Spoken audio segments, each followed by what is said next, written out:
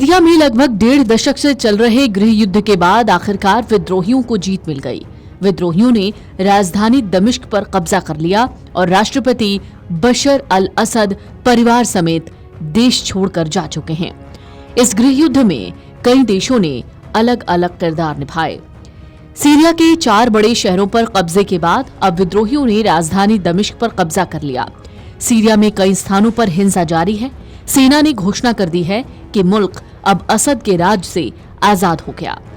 इस बीच राष्ट्रपति असद की राजधानी दमिश्क छोड़ने की खबर आ रही है।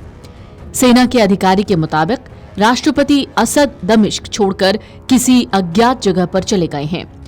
दमिश्क में अफरा तफरी का माहौल है और सुबह बड़ी संख्या में लोग जरूरी सामान इकट्ठा करने के लिए सड़कों पर उमड़े। कई दुकानों में तो सामान खत्म हो चुके हैं।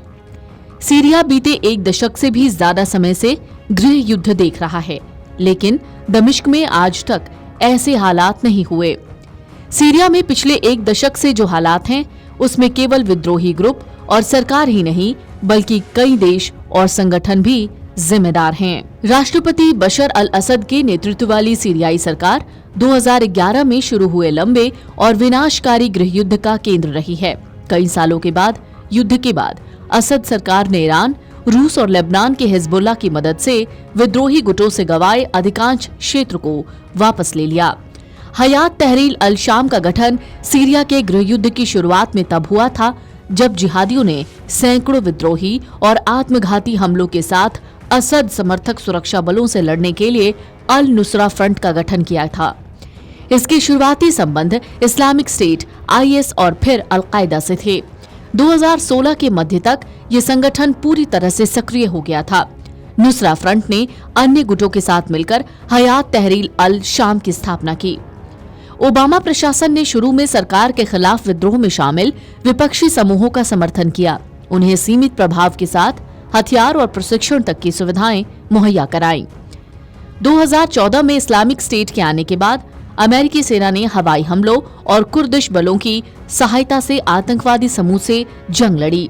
राष्ट्रपति डोनाल्ड ट्रंप ने 2019 में उनमें से कई सुरक्षा बलों को वापस बुला लिया, लेकिन अभी भी सीरिया में अमेरिका के 900 सैनिक हैं। गौर करने वाली बात यह है कि असद सरकार कुर्दिश के खिलाफ रही है। तुर्की की सेना ने अंदर जाकर सीमा में कई सैन्य ऑपरेशन अंजाम दिए, जिनमें से ज्यादातर सीरियाई कुर्दिश नेतृत्व वाली सेनाओं के खिलाफ रहे हैं।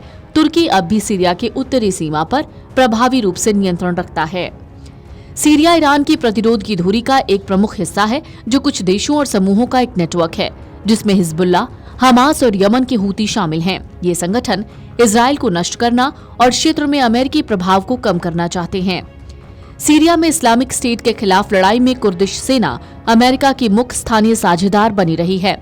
कुर्द इलाके अभी भी अपने पुराने दुश्मन तुर्की से जूझ रहे हैं, जिन्हें तुर्की कुर्द अलगाववादी विद्रोह से जुड़ा मानता है। सीरिया में इजराइल की सैन्य गतिविधियां मुख्य रूप से हिजबुल्लाह और ईरानी ठिकानों, विशेष रूप से वरिष्ठ सैन्य कर्मियों, हथियार उत्पादन सुविधाओं और ट्रांसपोर्ट कॉरिडोर के खिलाफ हवाई हमलों पर केंद्रित रही हैं, जिसका उपयोग ईरान हिजबुल्लाह को हथियार भेजने के लिए करता है। Video desk amarujala.com। अगर आप ये वीडियो YouTube पर देख रहे हैं तो हमारे चैनल को सब्सक्राइब कर बेल आइकन दबाएं और Facebook पर देख रहे हैं तो हमारे पेज को लाइक करें।